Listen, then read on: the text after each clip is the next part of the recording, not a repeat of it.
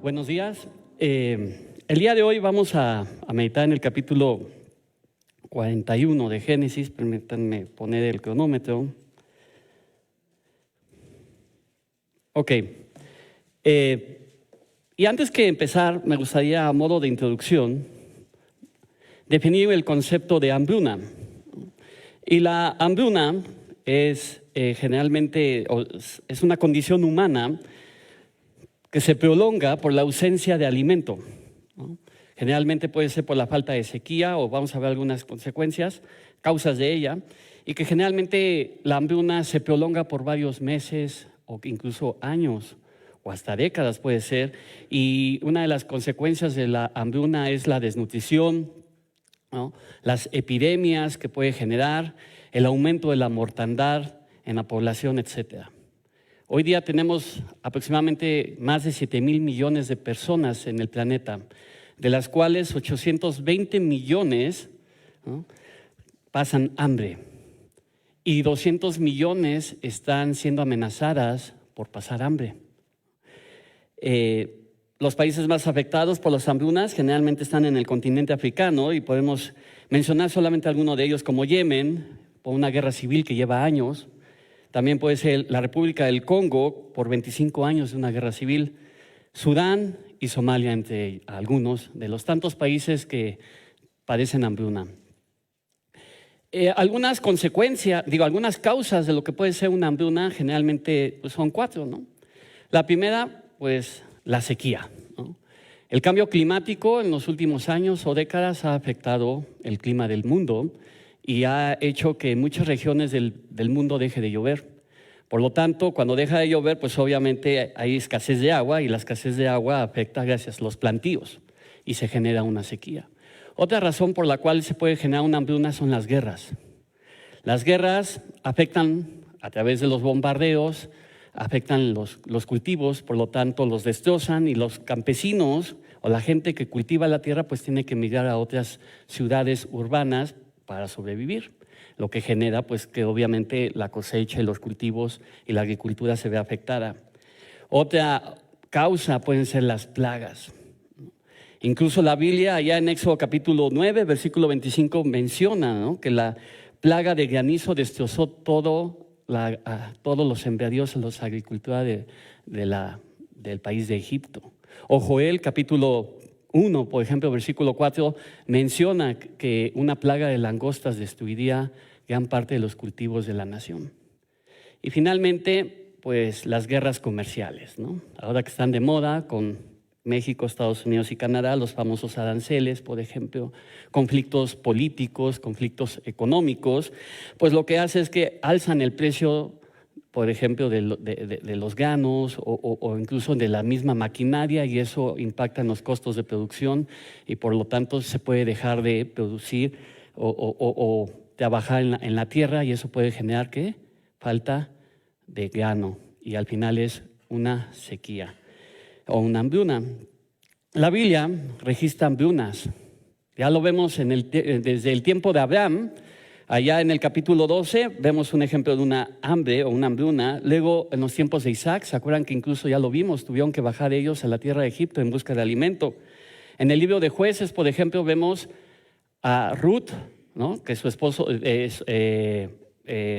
su suegro tuvo que migrar, ¿no?, a la tierra de Moab, si no me equivoco, por causa de la hambre que había en la tierra de Israel.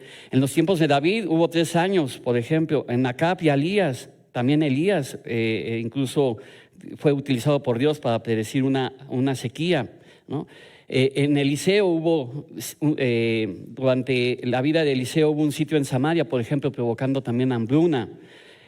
También en el reinado de Sedequías, y en el Nuevo Testamento, por ejemplo, en los tiempos del emperador Claudio, allá en el libro de Hechos, capítulo 11, versículo 28, se menciona que hubo una gran sequía.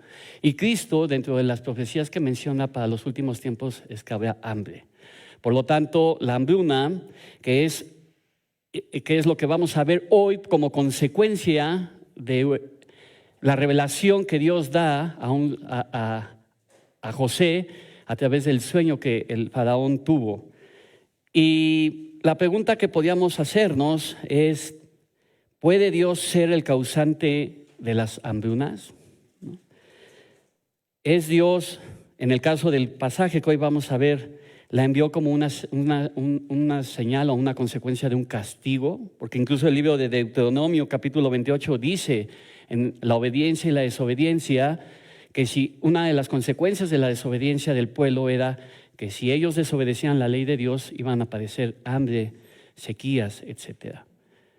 O esta hambruna o esta sequía de 7 años que iba a mandar Dios al pueblo de Egipto era parte de un plan soberano de Dios. Eso es lo que vamos a ver el día de hoy. Y me gustaría que te pongas de pie. Es un pasaje largo, por favor, vamos a ponernos de pie. Vamos a leer, abre tu Biblia en capítulo 41 de Génesis. No va a estar en pantalla, no lo vamos a proyectar en pantalla. Por favor, entonces, abre tu Biblia y sígueme. Yo voy a ir leyendo y vamos a leerlo de corrido todo el pasaje y después lo iremos meditando casi versículo por versículo. Es un pasaje largo, entonces vámonos empezando.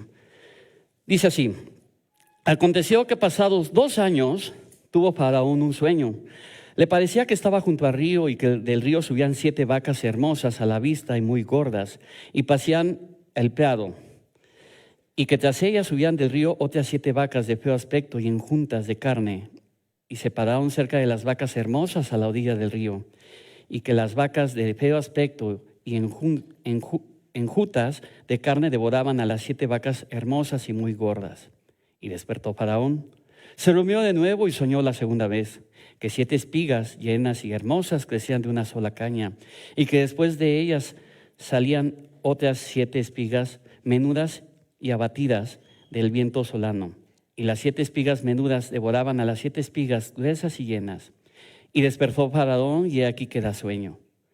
Sucedió que por la mañana estaba agitado su espíritu, y envió e hizo llamar a todos los magos de Egipto y a todos sus sabios, y les contó Faraón sus sueños, mas no había quien los pudiese interpretar a Faraón. Entonces el jefe de los coperos habló a Faraón diciendo: me acuerdo hoy de mis faltas. Cuando Faraón se enojó contra sus siervos, nos echó a la prisión de la casa del capitán de la guardia, a mí y al jefe de los panaderos. Y él y yo tuvimos un sueño en la misma noche, y cada sueño tenía su propio significado. Estaba allí con nosotros un joven hebreo, siervo del capitán de la guardia, y le contamos, y él nos interpretó nuestros sueños, y declaró cada uno conforme a su sueño. Y aconteció que como él nos los interpretó, así fue. Yo fui restablecido a mi puesto y el otro fue colgado. Entonces Faraón envió y llamó a José, y lo sacaron apresuradamente de la cárcel, y se afeitó y mudó sus vestidos y vino a Faraón. Y dijo Faraón a José: yo he tenido un sueño, y no hay quien lo interprete, mas he oído decir de ti que oyes sueños para interpretarlos. Respondió José a Faraón diciendo: no está en mí.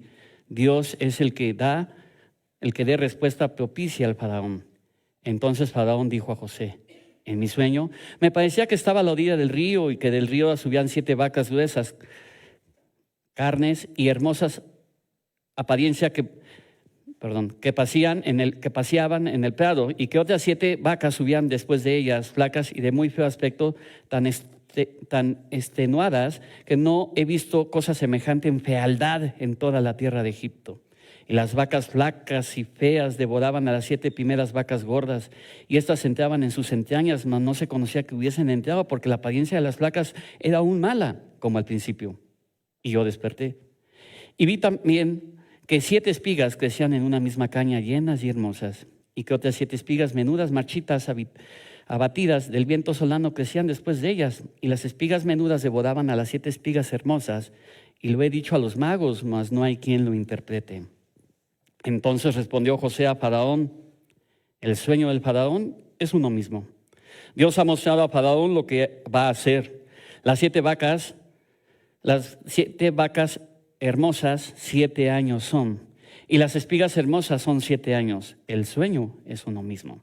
También las 7 vacas flacas y feas subían tras ellas son 7 años, y las 7 espigas menudas y marchitas del viento solano 7 años serán de hambre. Esto es lo que respondo a Faraón. Lo que Dios va a hacer lo ha mostrado al Faraón. He aquí vienen 7 años de gran abundancia en toda la tierra de Egipto, y tras ellos seguirán 7 años de hambre, y toda la abundancia será olvidada en la tierra de Egipto, y el hambre consumirá la tierra, y aquella abundancia no se echará de ver a causa del hambre seguida, la cual será gravísima. Y al suceder el sueño, el suceder el sueño al faraón 2 veces significa que la cosa es firme de parte de Dios y que Dios se apresura a hacerla. Por tanto, provea a ese faraón de un varón prudente y sabio y póngalo sobre la tierra de Egipto, y haga este faraón y ponga gobernadores sobre el país y quinte la tierra de Egipto en los 7 años de la abundancia, y junten toda la provisión de estos buenos años que vienen, y recojan el trigo bajo la mano del faraón para mantenimiento de las ciudades, y guárdenlo. Y aquella provisión de depósito, aquella provisión en depósito para el país, para los 7 años de hambre que habrá en la tierra de Egipto, y el país no perecerá de hambre. El asunto pareció bien al faraón y a sus siervos, y dijeron a faraón a sus siervos: ¿acaso hallaremos otro hombre como este, en quien está el Espíritu de Dios? Y dijo el faraón a José: pues que Dios te ha hecho saber todo esto, no hay entendido ni sabio como tú. Tú serás sobre mi casa, y por tu palabra se gobernará todo mi pueblo. Solamente en el trono seré yo mayor que tú. Dijo además faraón a José: he aquí yo te he puesto sobre toda la tierra de Egipto. Entonces faraón quitó su anillo y lo puso de su mano, y lo puso en la mano de José, y lo hizo vestir de ropas de lino finísimo, y puso un collar de oro en su cuello, e hizo subir en su segundo carro, y pregonaron delante de él: doblad las rodillas, y lo puso sobre toda la tierra de Egipto. Y dijo faraón a José: yo soy faraón, y sin ti ninguno alzará su mano ni su pie en toda la tierra de Egipto. Y llamó faraón el nombre de José Safinat Penea, y le dio por mujer a Senat, hija de Potifera, sacerdote de On. Y salió José por toda la tierra de Egipto. Era José de edad de 30 años cuando fue presentado delante del faraón, rey de Egipto. Y salió José delante del faraón y recorrió toda la tierra de Egipto. En aquellos 7 años de abundancia la tierra produjo montones, y él reunió todo el alimento de los 7 años de abundancia que hubo en la tierra de Egipto, y guardó alimento en las ciudades, poniendo en cada ciudad el alimento del campo de sus alrededores. Recogió José trigo como arena del mar, mucho en extremo, hasta que no pudiese contarse, porque no tenía número. Y nacieron a José 2 hijos antes que viniesen el primer año del hambre, los cuales les dio a luz a Senat, hija de Potifera, sacerdote de On. Llamó José el nombre del primogénito Manasés, porque dijo: Dios me hizo olvidar todo mi trabajo y toda la casa de mi padre. Y llamó el nombre del segundo Efraín, porque dijo: Dios me hizo fructificar en la tierra de mi aflicción. Así se cumplieron los 7 años de abundancia que hubo en la tierra de Egipto, y comenzaron a venir los 7 años de hambre, como José había dicho, y hubo hambre en todos los países, mas en toda la tierra de Egipto había pan. Cuando se sintió el hambre en toda la tierra de Egipto, el pueblo clamó a faraón por pan. Y dijo faraón a todos los egipcios: id a José y haced lo que él os dijere. Y el hambre estaba en toda la extensión del país. Entonces abrió José todo el granero donde había, y vendía a los egipcios, porque había crecido el hambre en la tierra de Egipto, y de toda la tierra venían a Egipto para comprar de José, porque toda la tierra había crecido el hambre. ¿Puedes tomar asiento, por favor?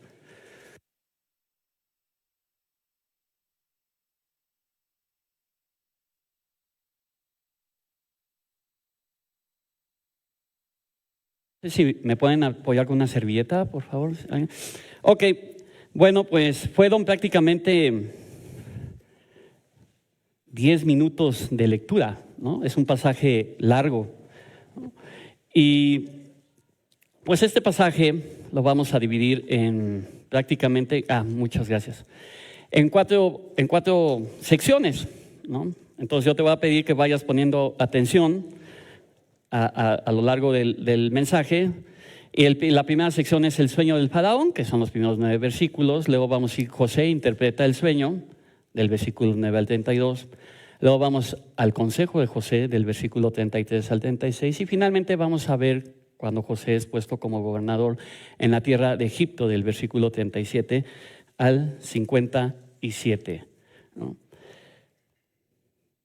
Y dice así: aconteció que pasados 2 años tuvo faraón, ¿qué? Un sueño. Habían pasado 2 años desde que desde que el copero había salido de la cárcel por una de las interpretaciones del sueño de José. Pero José seguía en la cárcel, ¿no? Acuérdense que el panadero fue sentenciado y el copero fue restituido, pero el copero le había prometido a José que si le interpretaba correctamente el sueño, pues él le diría al faraón al salir de la cárcel que le ayudara, pero eso no sucedió. Pasaron 2 años y posiblemente estos 2 años hubieran sido los más difíciles en la vida de José, posiblemente.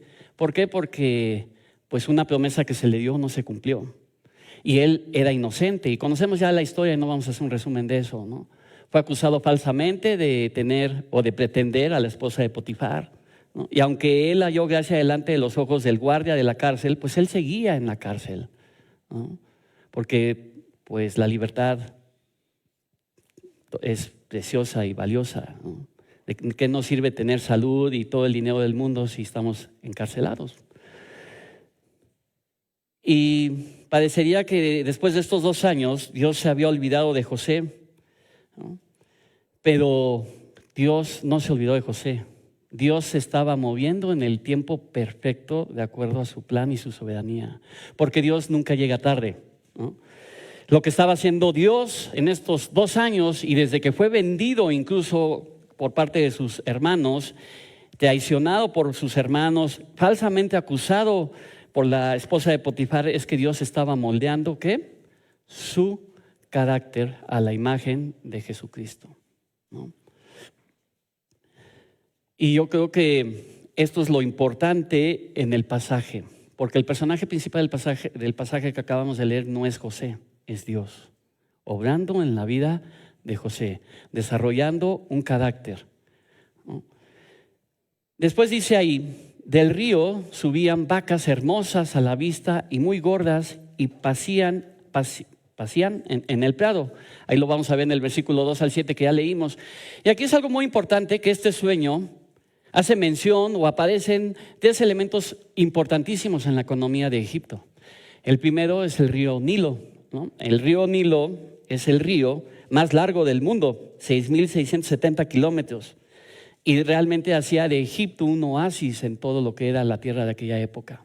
El río Nilo es la principal fuente económica de la nación. Incluso los egipcios lo consideraban un dios. Cuando estudias tú el capítulo de Éxodo, ahí las 10 plagas, incluso una de las plagas, y si mal no recuerdo, la primera plaga que Dios manda es cuando el río Nilo se convierte en sangre. Porque Dios está atentando contra los dioses de Egipto, mostrar su poder sobre los dioses de Egipto. Y el río Nilo, el pueblo aprendió a predecir las subidas del río Nilo, y con eso entonces ellos podían hacer planes para la agricultura, ¿no? Y eso impactaba pues en los otros 2 conceptos o imágenes que aparecen en este sueño, que es el ganado y las espigas, ¿no? Y a través del río Nilo el pueblo de Egipto pudo desarrollar grande tecnología en aquella época. Incluso Egipto se podía decir que era la potencia mundial en aquella época, ¿no? Dice el versículo 8: sucedió que por la mañana estaba agitado su espíritu, y envió e hizo llamar a todos los magos ¿qué? De Oriente.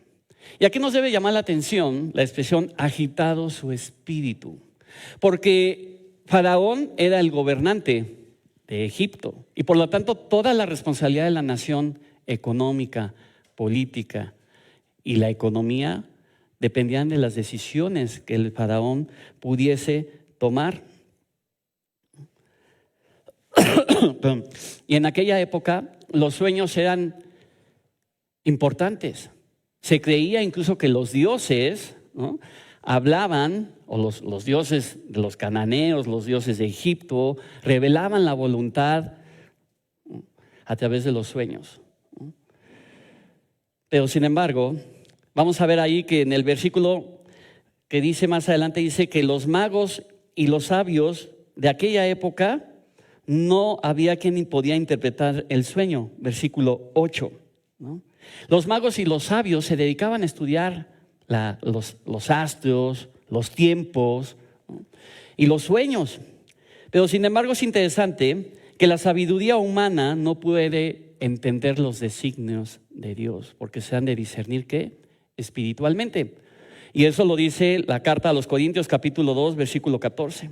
Y al igual que en el sueño de Nabucodonosor, que es el que capítulo 2, versículo 27 al 28, cuando soñó la estatua de oro, si conoces la historia, el mismo Daniel también le dice, Daniel respondió delante del rey diciendo: el misterio que el rey demanda, ni sabios, ni astrólogos, ni magos, ni adivinos lo pueden revelar al rey, pero hay un Dios en los cielos, el cual revela los misterios. Él ha hecho saber al rey Nabucodonosor lo que ha de acontecer en los postreros tiempos. Este sueño no lo podía interpretar la sabiduría humana, ¿no? Al igual que el sueño de Nabucodonosor, nos muestra este sueño lo que nos enseña la palabra en Deuteronomio capítulo 29, versículo 29. Las cosas secretas le pertenecen a Jehová nuestro Dios, mas las reveladas para nosotros y para nuestros hijos para siempre. Y la revelación de este sueño, como en la del Nabucodonosor, Dios se la dio a José y a Daniel respectivamente, ¿no? Y vamos a ver entonces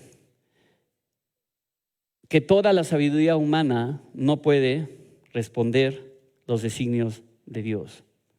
Y la primera pregunta de aplicación, porque vamos a ir haciendo preguntas conforme vaya pasando el mensaje, es: ¿cuántos de nosotros ante un problema o circunstancia difícil recurrimos a la sabiduría del mundo? Porque para el Faraón era común, ¿no?, que ante cualquier problema o misterio, pues ir a los magos, que eran los expertos, los que tenían el doctorado en Harvard, ¿no?, los que conocían todos los misterios del mundo, ¿no? Pero a veces nosotros posiblemente actuamos igual, ¿no? Tenemos un problema de salud, tenemos un problema económico, tenemos un problema familiar.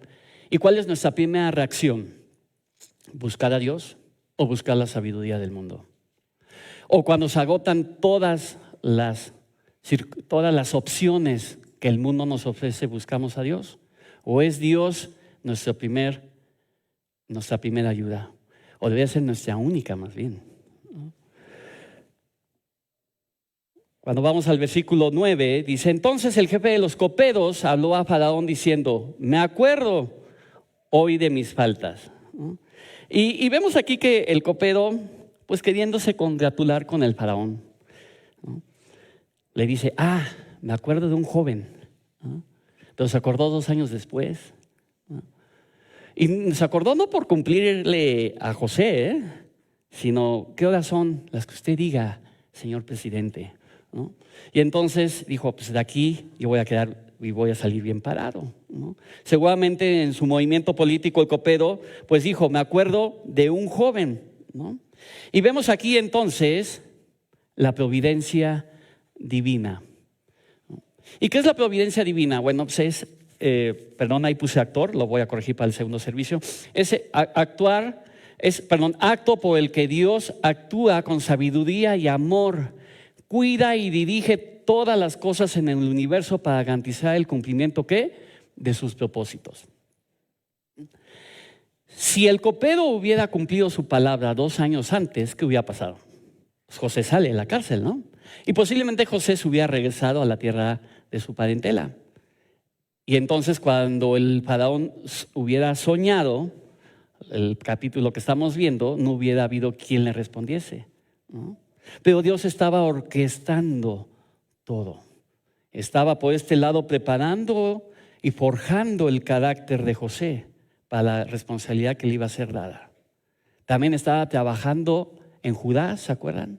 Porque cuando, no quiero spoilear, pero cuando llega la familia o los hermanos de José con José, quien se levanta, ¿no?, es Judá, ¿no? Porque la culpa de Judá lo angustiaba, ¿no? Y vamos viendo cómo Dios trabaja con Judá, Dios trabaja con José en la cárcel.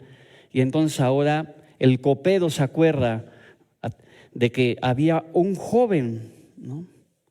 Y el copero identifica a José de la siguiente manera, ¿no? Dice: un joven hebreo, ¿no? O sea, un hebreo ahí, ¿no? Dice, un siervo del capitán de la guardia, también dice que era, y habla que él era veraz, porque dice que la veracidad de la interpretación de los sueños del panadero y del copero. Esta identificación de edad, de edad porque era joven, de raza porque era hebreo y su condición social no eran precisamente el mejor candidato para resolver el problema que avecinaba a la nación de Egipto. Posiblemente el faraón o los magos esperarían que trajeran al mejor sabio, ¿no?, con maestría en ciencias mágicas y espirituales de aquel momento.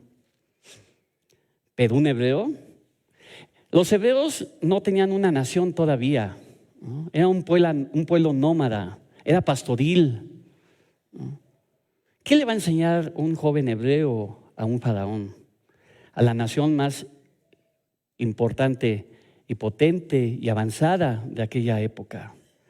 Pero una vez más vemos entonces lo que nos enseña la palabra en 1 Corintios capítulo 1, versículo del 26 al 29. Pues mirad, hermanos, vuestra vocación, que no sois ¿qué? Muchos sabios según la carne, ni muchos poderosos, ni muchos nobles, sino que lo necio del mundo escogió Dios para avergonzar a los sabios, y lo débil del mundo escogió Dios para avergonzar ¿qué? A lo fuerte. Y lo vil del mundo y lo menospreciado escogió Dios, y lo que no es, para deshacer lo que es, a fin de que nadie ¿qué? Se jacte en su presencia. Las características de José a la luz del imperio egipcio no eran dignas para resolver el futuro de una nación. Entonces dice ahí, el faraón envió y llamó a José.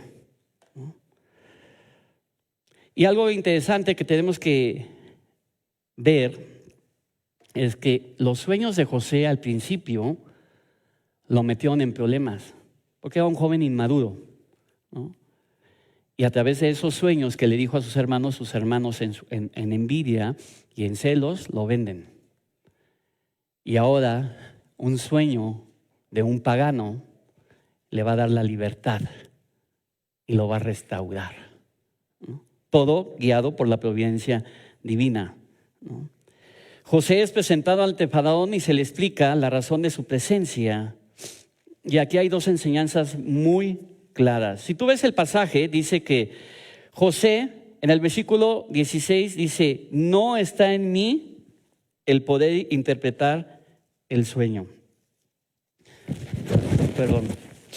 O sea, José dice, no soy yo, va a ser Dios. Yo solamente soy un instrumento. La novedad no era interpretar sueños, porque eso era algo muy común en aquella época. La novedad es que ahora ellos dependían de Dios y tenían que entender que solo Dios tenía la respuesta para el gran problema que se avecinaba a la nación de Israel. José entiende algo muy importante: darle la gloria a Dios y que Él solamente es ¿qué? Un instrumento.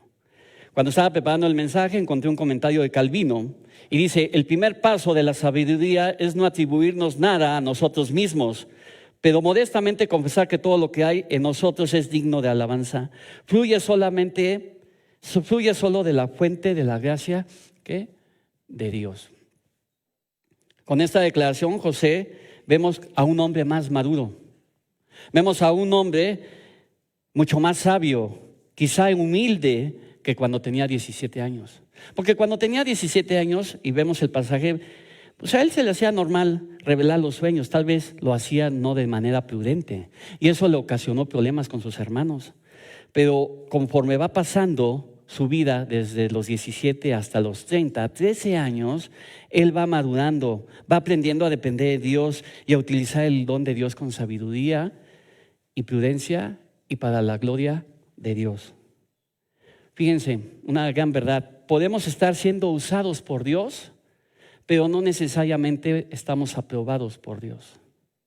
Dios te puede usar para que puedas dirigir un ministerio de jóvenes, tal vez, de varones, de damas, de niños, actividades evangelísticas, pero no necesariamente significa que estás aprobado, Porque puede ser que no estemos viviendo dentro de la voluntad o en el centro de la voluntad de Dios.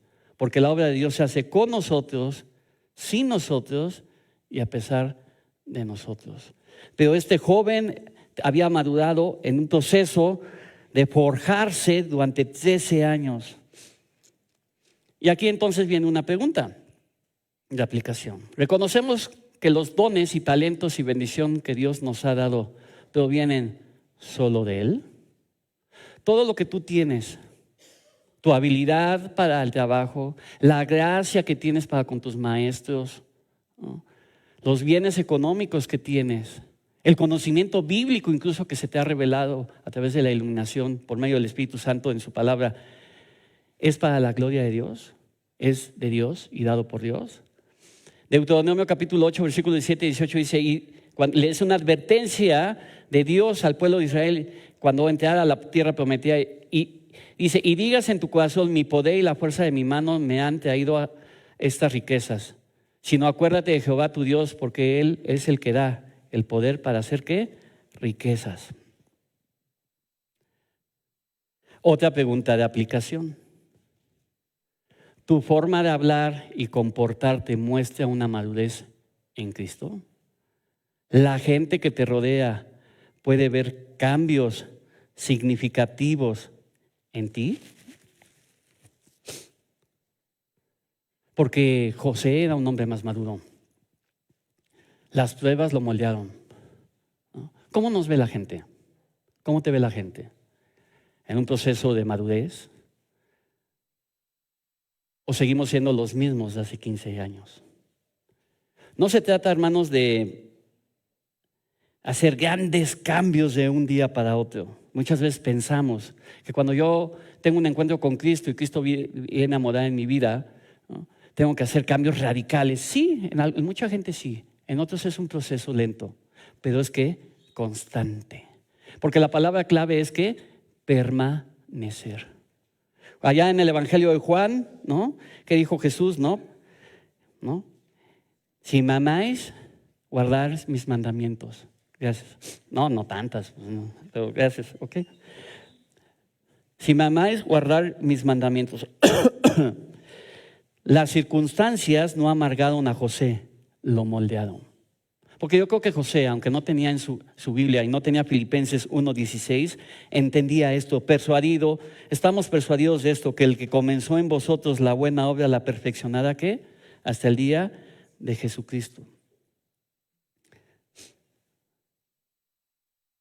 Dice, y le sacaron apresuradamente de la cárcel y se afeitó y mudó sus vestidos y vino, ¿qué? A Faraón. Es de notar que se afeita, se le mudan sus vestidos y se presenta. ¿Y de dónde sale? De la cárcel.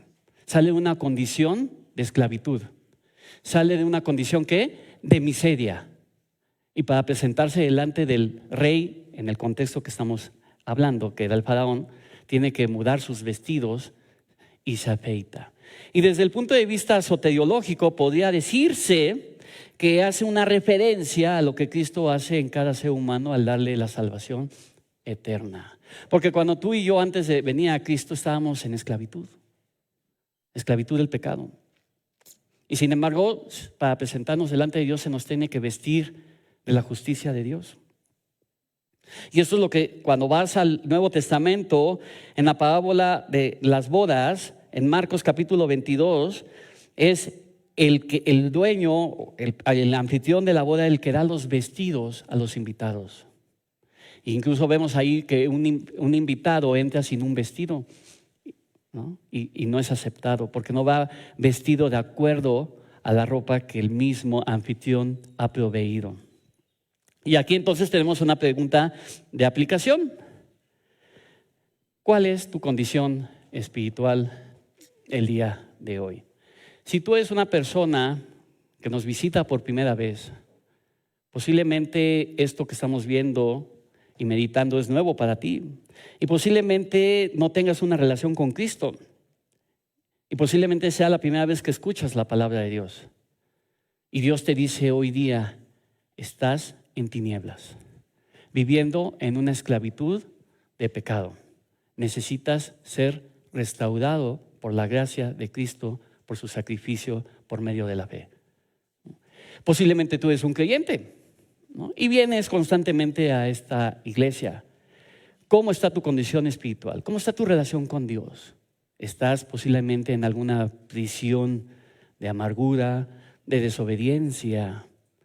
Pues hoy es tiempo en el que Dios te dice, ven y ponte a cuentas conmigo.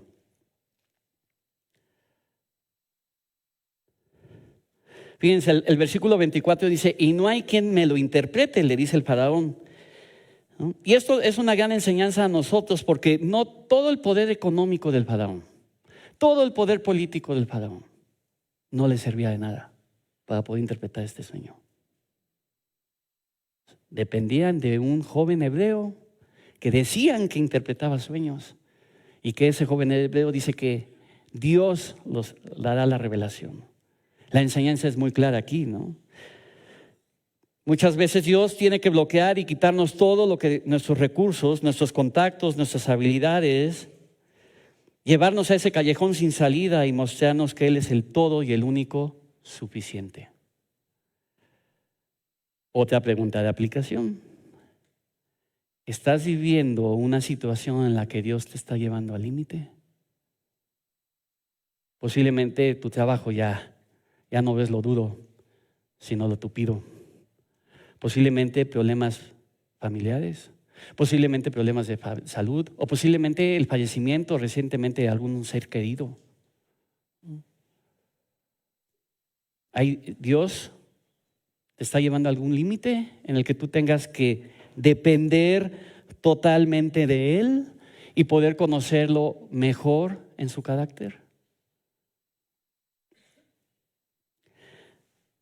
Vamos entonces al versículo 25. Dice, José le dice al faraón, el sueño del faraón uno es. Y es importante esta declaración, porque el faraón al soñar dos veces significa y le dice que lo que va a suceder es real, ¿no? Cuando vamos al versículo 28 dice, lo que Dios va a hacer lo ha mostrado al faraón. Y el versículo 32 dice, el suceder del sueño al faraón dos veces significa que la cosa es firme de parte de Dios y que Dios se apresura a hacerla. Perdón.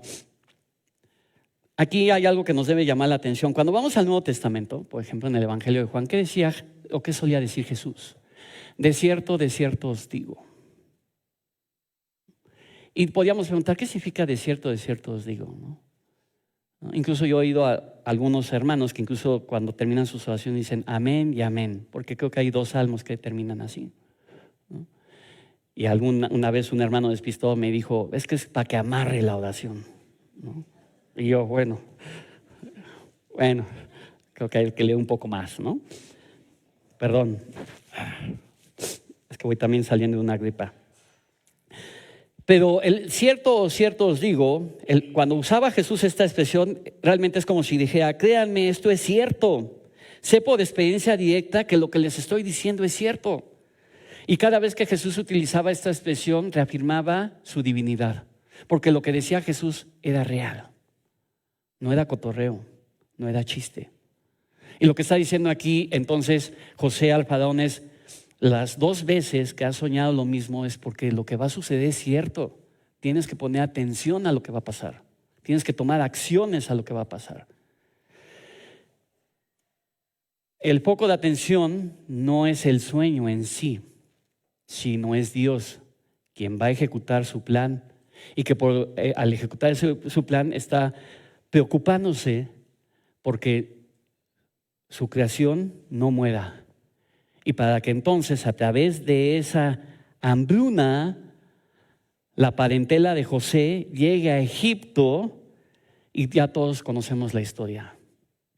Para quedarse ahí 400 años y después de 400 años con poder Dios los va a sacar de la esclavitud de Egipto.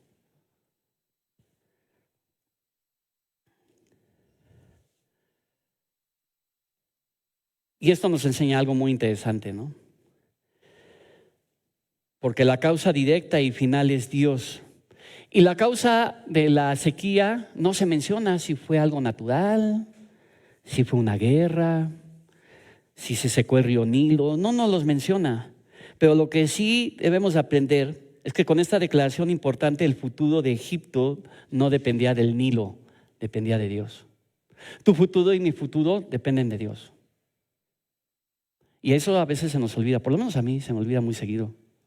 Y uno se afana, ¿no? Y deberíamos de mirar el Salmo 104, todos ellos esperan en ti para que les des su comida a su tiempo. Es un salmo que habla de la creación de Dios.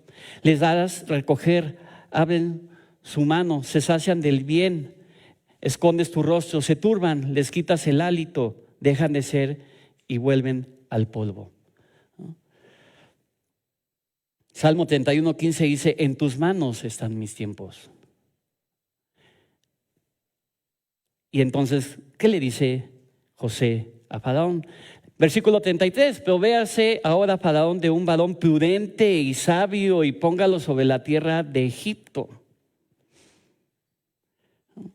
Y vamos a ver aquí entonces que José le está diciendo, a partir de ahora tú eres responsable de lo que va a pasar en Egipto. Porque tú tienes una autoridad para tomar decisiones. ¿Qué vas a hacer prácticamente? Y le dice, y le das 4 consejos que vamos a ver ahí entre el versículo 33 y 36. Lo puedes ver en tus Biblias o si no aquí en la presentación. Primero le dice, provéase de un varón ¿qué? Prudente y sabio. O sea, no pongas a un futbolista como gobernador, ¿no? Ni a un artista como diputado, ¿no? Sino pon a un varón prudente y sabio, ¿no? Y cuando vemos que es sabio es porque tiene capacidades administrativas. Cuando vemos que es un varón entendido es porque tiene incluso conocimientos técnicos, ¿no? Esta declaración nos enseña que toda persona que está en autoridad debería de tener un conocimiento en la materia y gobernar con sabiduría. La siguiente le dice en el versículo 34, poner gobernadores sobre toda la tierra de Egipto. Estos gobernadores locales se encargarían de llevar a cabo ¿qué? Las políticas de este varón. Luego el número 3, quintar la tierra. Y cuando dice quintar la tierra durante estos 7 años significa la adopción de un plan de almacenamiento que incluya la recaudación del 20% del producto a modo de impuesto. Para ir ¿qué? Acumulando y almacenando todo el grano posible para cuando lleguen los 7 años ¿qué? De escasez. Y el punto número 4 dice, junta toda la provisión posible en los 7 años de abundancia. Es decir, no despilfarres. Crea un plan casi de pensión para el retiro, ¿no? La pregunta entonces a nosotros, o a todos prácticamente, pero la enfocaría un poco más a los varones, es, si tú eres un varón de hogar, ¿estás siendo sabio y entendido en tu hogar? En el trabajo. O si tú tienes una autoridad, ¿no? En tu trabajo, en la escuela, en la universidad, aquí en la iglesia, ¿estás siendo sabio y prudente? ¿Estás siendo diligente? ¿No? Eclesiastés capítulo 3 nos dice que todo ¿qué? Tiene su tiempo y todo lo que hay debajo del sol tiene ¿qué? Cada día tiene su propio afán, ¿no? Y algo que tenemos que aprender. Y si bien este pasaje no nos va a enseñar principios económicos, porque no es el objetivo del pasaje, sí podemos sacar una aplicación, ¿no? Estamos siendo diligentes con los bienes que Dios nos ha dado. Posiblemente el día de hoy a ti te va muy bien en el trabajo, ¿no? Pero no todo es eterno, no siempre te va a ir bien en el trabajo. Posiblemente te está yendo mal, ¿no? Pero tampoco no necesariamente siempre te va a ir mal.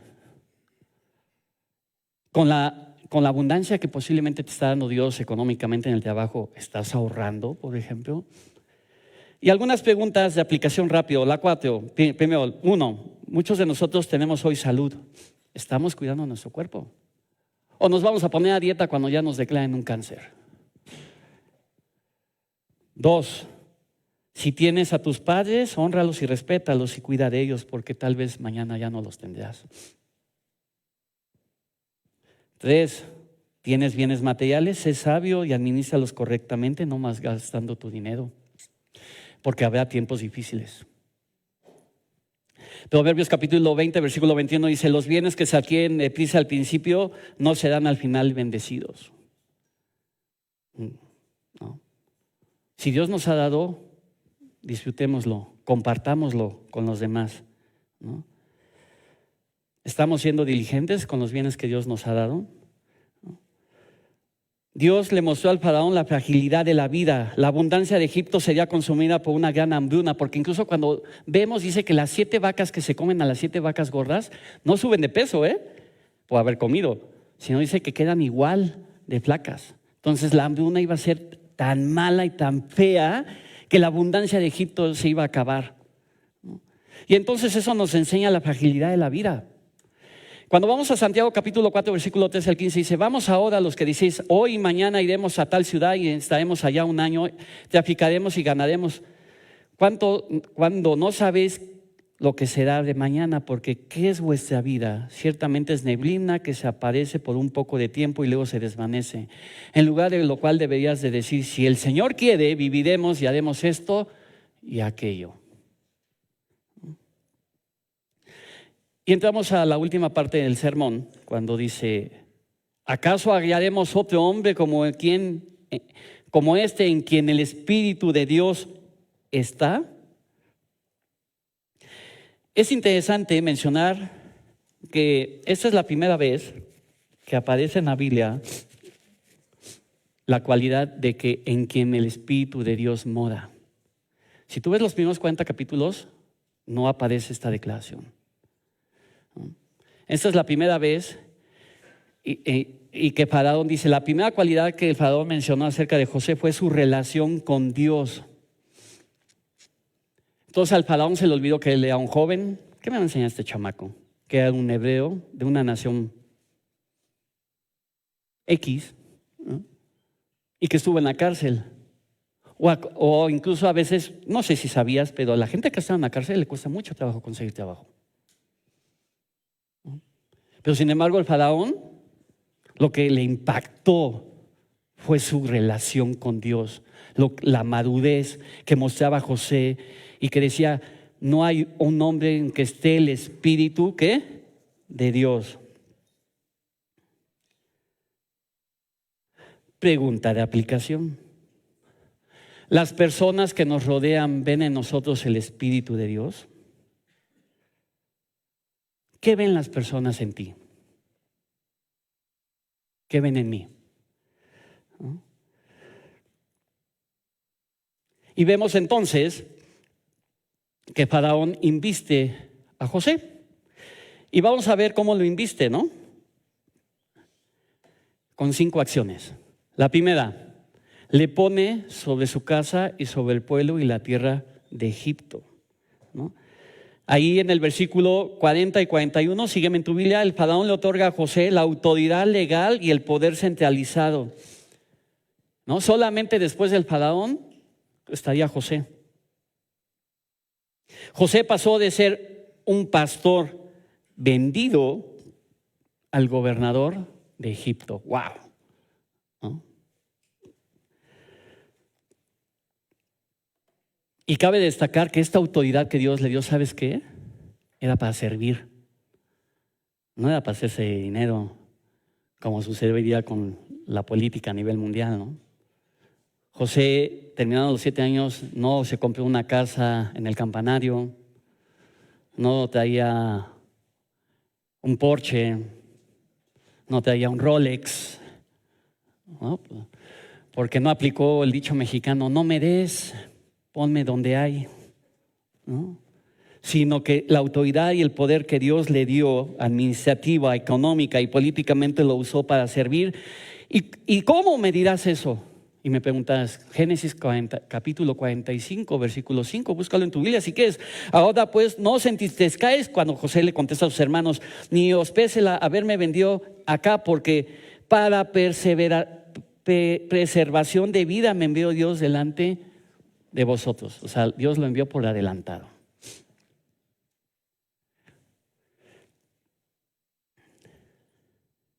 La pregunta de aplicación, aunque no está en pantalla, es: ¿la autoridad que tienes tú y yo la usamos para servir a otros?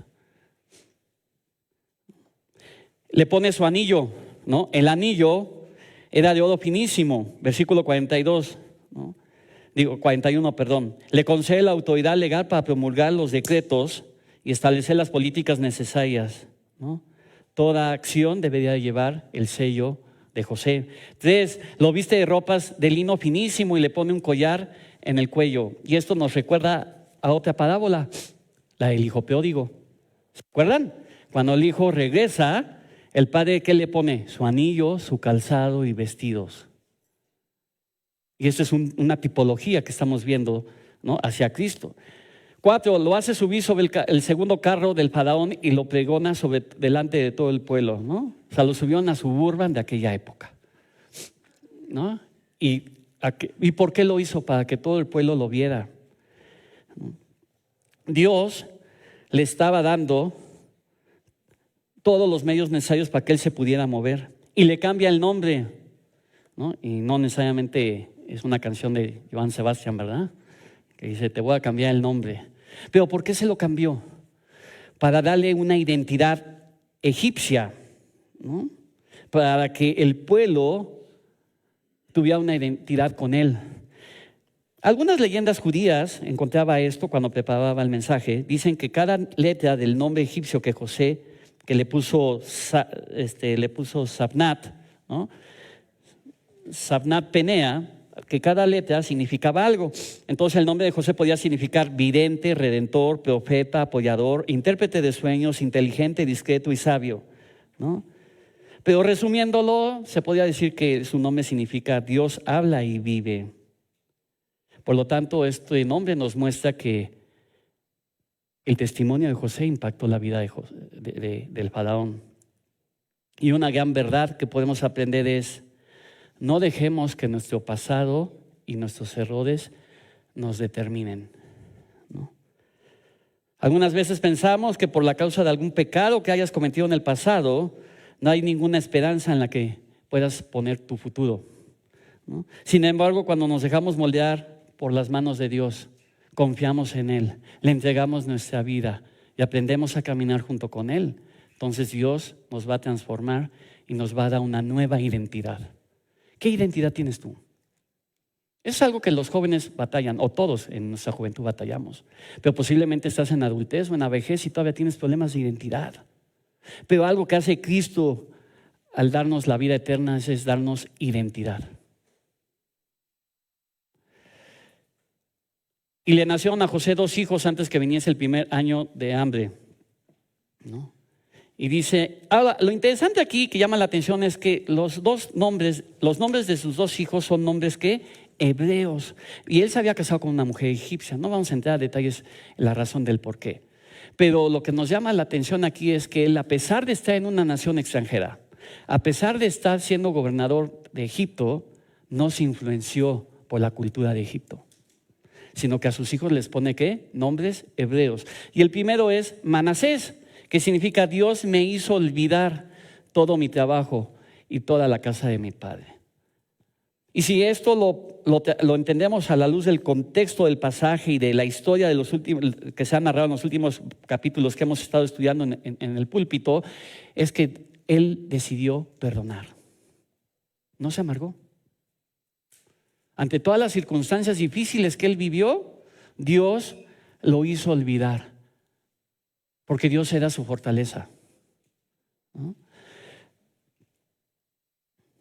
Y el otro nombre, Efraín, Dios me hizo fructificar en la tierra de mi aflicción.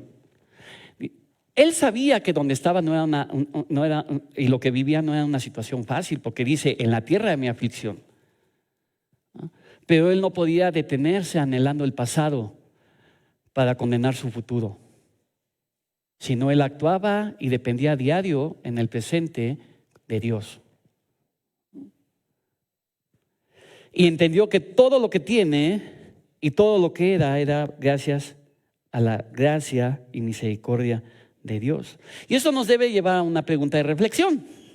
¿Hay algo que tienes que perdonar, sanar y olvidar, y con lo cual has estado batallando durante años? ¿Por qué seguir viviendo así? ¿Por qué no mejor hacer que Dios sea tu Manasés y que Dios te haga olvidar. Y entreguémosle a Dios esa situación difícil, ¿no? Conclusiones y aplicaciones. Lecciones sobre el carácter de Dios. Y hay principalmente dos. La primera es misericordia y fidelidad del carácter de Dios, ¿no? Perdón. Dios guió todas las circunstancias para el cumplimiento de su propósito de salvación. Y José fue el instrumento. A través de la providencia divina hemos visto a lo largo de estos capítulos cómo Dios va guiando y cuidando su creación. Y es misericordioso. Y fue fiel a lo que le había prometido a Abraham, a Isaac y a Jacob. Y la soberanía de Dios. Y en esta historia vemos 5 momentos significativos en la historia de este pasaje. 1, Dios envió un sueño al faraón e hizo que el copero se acordara, porque si hubiera sido por el copero se sigue, ¿eh?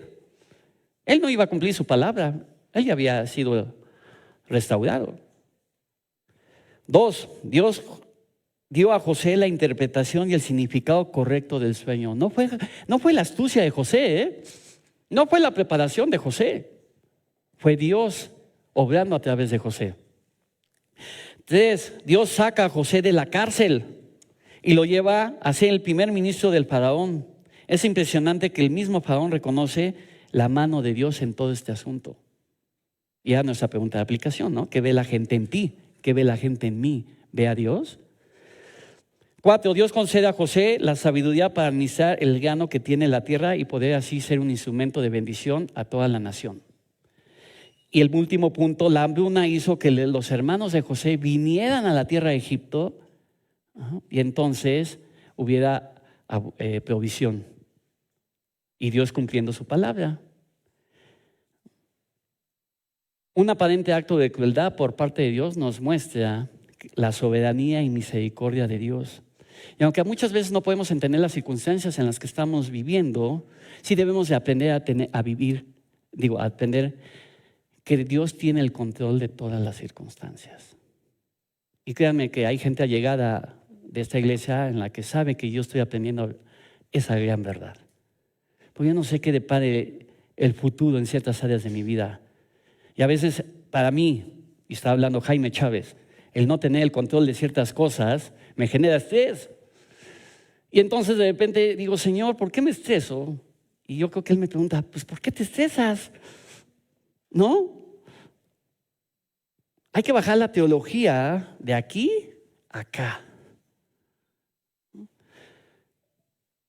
Entre más estemos cerca de Dios y mayor sea nuestra comunión con Él, podremos confiar en su provisión, cuidado y guía. ¿Hay alguna circunstancia que te agobia, que parece no tener solución el día de hoy? Ve a la Biblia. Es tiempo de que la Biblia sea nuestra bandera, nuestro baluarte, nuestra guía, nuestra lámpara a nuestros pies. Conclusiones, entonces, tenemos 5. Primer conclusión.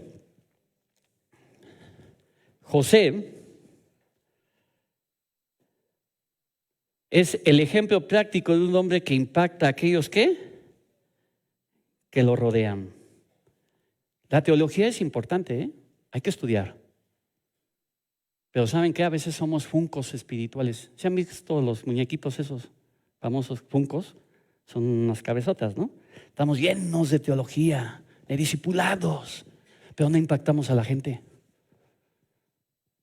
José no le dio un sermón, no sacó su comentario bíblico ahí delante del faraón, ¿no? Pero ¿qué es lo que le impactó? Que dice que el Espíritu de Dios estaba en él, ¿no? No me malinterpreten, no estoy diciendo que no estudiemos, pero llevemos esto de aquí a acá. La presencia y el poder del Espíritu Santo pueden ser vistos en muchas maneras prácticas, en nuestro carácter, en nuestra humildad, que eso es lo que impactó al faraón, no la teología.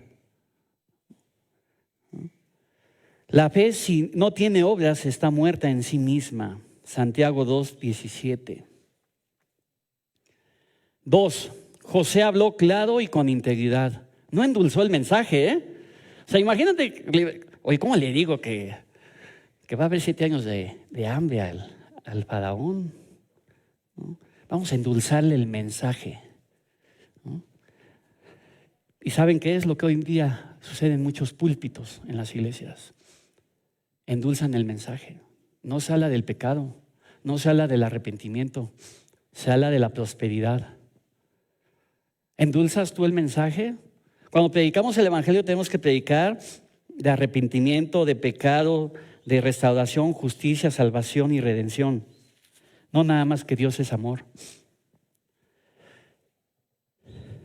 3. José es un buen ejemplo de un hombre que parecía tener todos los dones y talentos, pero si no estaban guiados y bajo el control de Dios no le servían. Tan así que él se metió en problemas al principio, ¿no? Y vamos viendo cómo él va madurando, va dependiendo de Dios y no se amarga, ¿no?